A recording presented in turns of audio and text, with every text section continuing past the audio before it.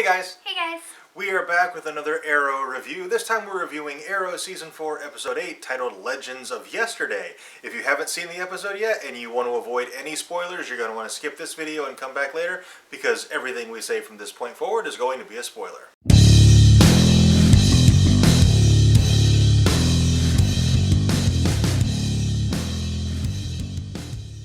Okay, this was part 2 of the Arrow Flash crossover dealing with Vandal Savage, and unlike last night's Flash episode, this episode focused much more on character development and less on overall story. Yeah. The biggest development as far as the characters go is Oliver finding out that he has a son. Yes.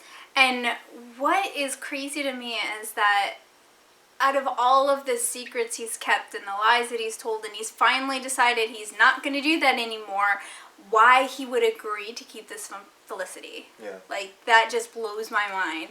And basically, they go through the entire story, and it blows up in their face. Yeah. Everything that could go wrong does go wrong, but the Flash runs back in time, and they get a do-over. Yeah. And Oliver makes the same mistake both times when it comes comes to to his son. Felicity Yeah. and telling her about his son. Yeah.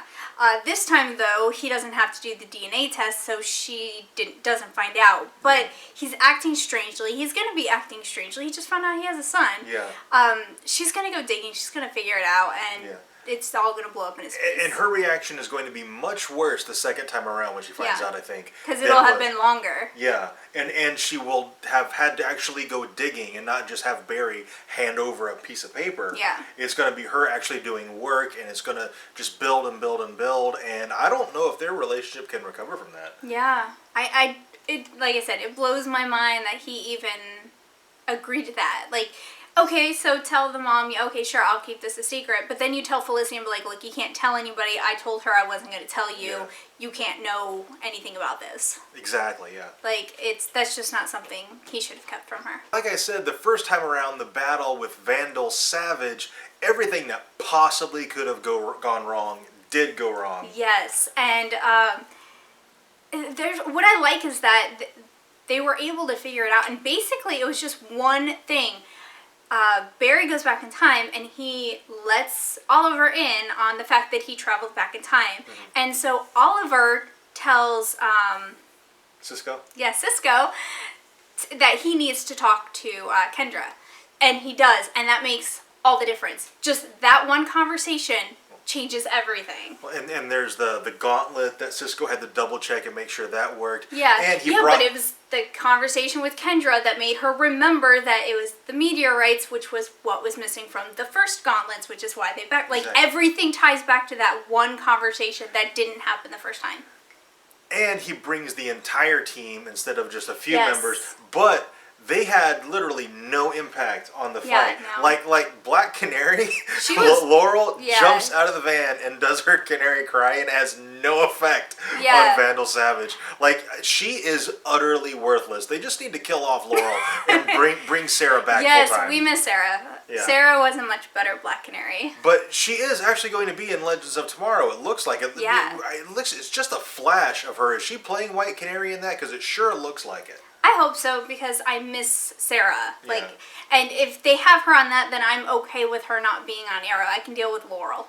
There are whispers that Legends of Tomorrow is only going to last one season, though, and that's the plan of the CW, because it just costs so much to do this show that they're only going to do one season because it's going to be a giant money dump, and they don't want to do that more than once. So we can not have Sarah for that one season, and then she can come back after that. Exactly. Yes.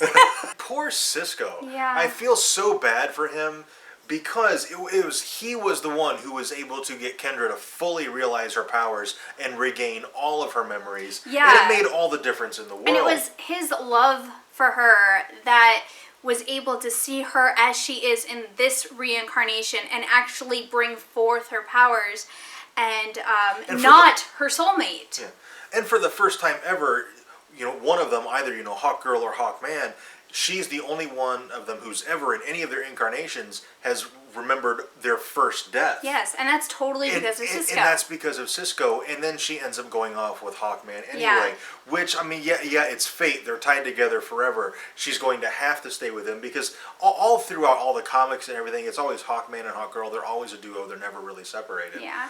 But it's sad for Cisco. Like, it is really yeah, sad we for really Cisco. want it. Like, it makes sense. They've been together on and off for 4,000 years. So, I mean, it really makes sense that they would end up back together. Yeah, a 3-week romance is not going to trump a 4,000-year relationship. Yes, but we feel bad for Cisco because Yeah. it's like he's finally gets a romantic partner and then it just goes in his face.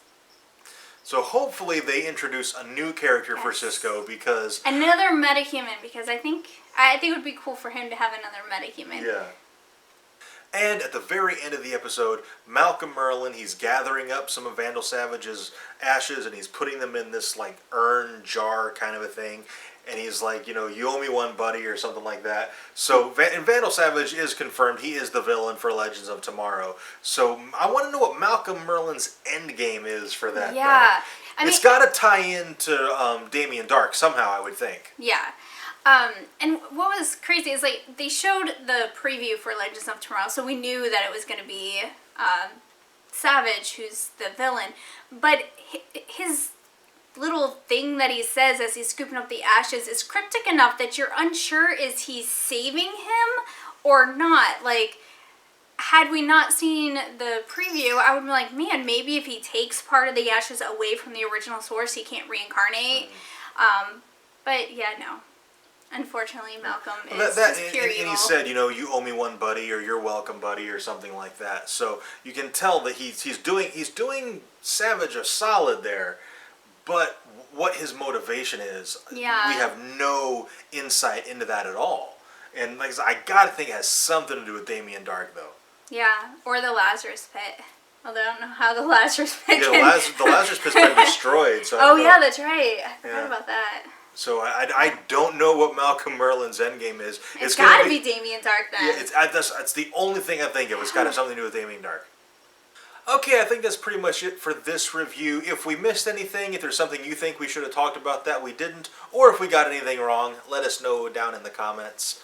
Also, if you enjoyed this video, and we certainly hope you did, be sure to let us know by clicking that like button and subscribe for more reviews. And thank you very much for watching, and we'll see you next time.